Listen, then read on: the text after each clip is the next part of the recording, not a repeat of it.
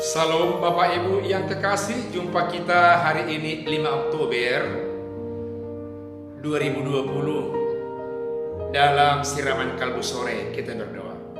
Terima kasih Allah Bapa di sorga atas berkat-Mu yang senantiasa, yang memilih kami menjadi salah satu batu penjuru dasar pembangunan rumah rohani, agar kasih cinta kasih-Mu nyata di tengah-tengah dunia ini.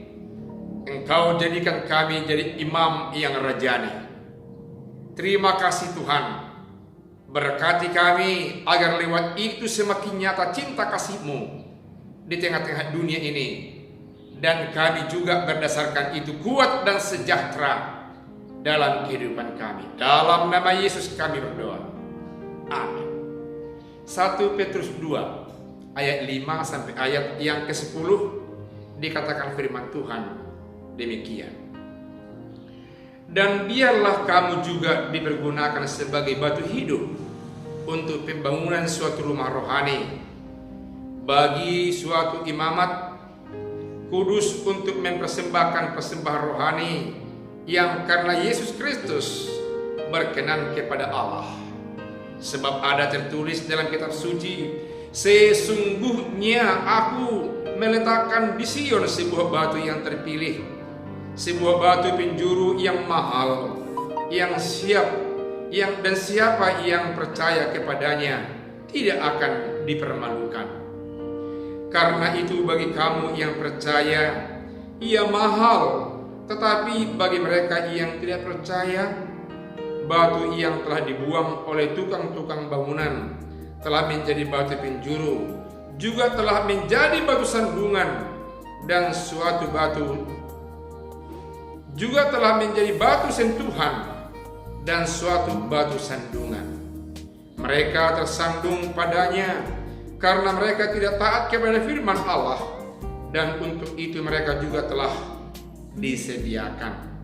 Tetapi kamulah bangsa yang terpilih, imamat yang rajani, bangsa yang kudus, umat kepunyaan Allah sendiri, supaya kamu memberitakan perbuatan-perbuatan yang besar dari Dia yang telah memanggil kamu keluar dari kegelapan kepada terangnya yang ajaib.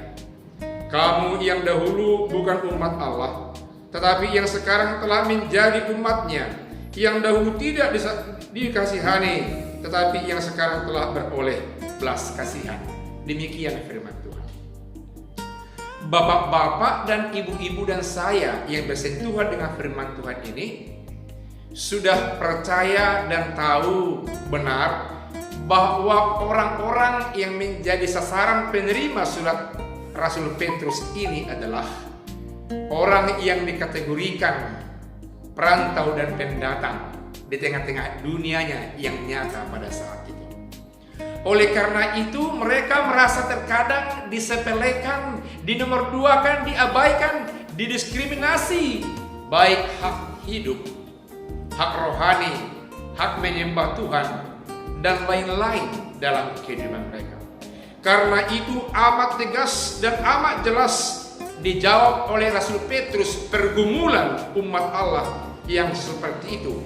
Dikatakannya, tetapi kamulah bangsa yang terpilih, imamat yang rajani, bangsa yang kudus, umat kepunyaan Allah sendiri. Bukan umat kepunyaan dari penguasa, bukan umat kepunyaan orang yang punya uang, bukan umat kepunyaan orang penguasa di adat dan lain-lain, tapi umat kepunyaan Allah. Sekalipun kamu secara fisik dikatakan sebagai pendatang dan sebagai orang perantau, tapi bagi Allah kamu adalah umat yang terpilih, kepunyaan Allah sendiri. Sehingga begitu ketat dan kuat iman percaya mereka dirangkul oleh Rasul Petrus.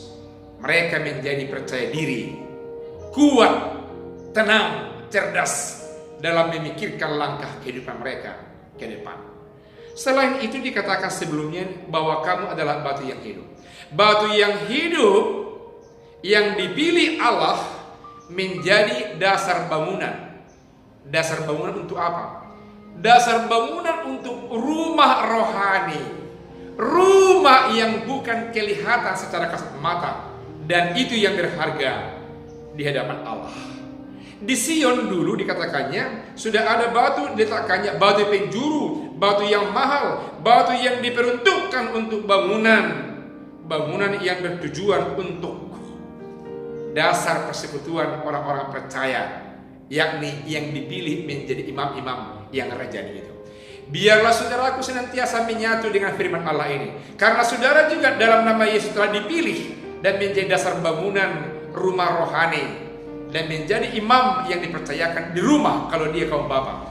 Kalau kaum bapa tidak ada lagi, ibu menjadi imam di rumah yang rajani, yang dirajakan oleh Allah, yang bukan perantau, yang bukan orang pendatang, tapi sebagai tuan rumah yang telah diyakinkan oleh Allah miliknya sendiri. Oleh karena itu, jangan goncang, jangan goyang, jangan pelin-pelan ke kiri ke kanan, melangkah di tengah-tengah dunia ini. Bersama Kristus Tuhan kita, diyakinkan milik Allah yang dipercayakan membangun yang terbaik. Bangunlah spiritual yang baik, bangun sosial yang baik, bangun keluarga yang baik, bangun gereja sebagai tubuh rohani yang baik. Amin. Tuhan yang memberkati, kita berdoa.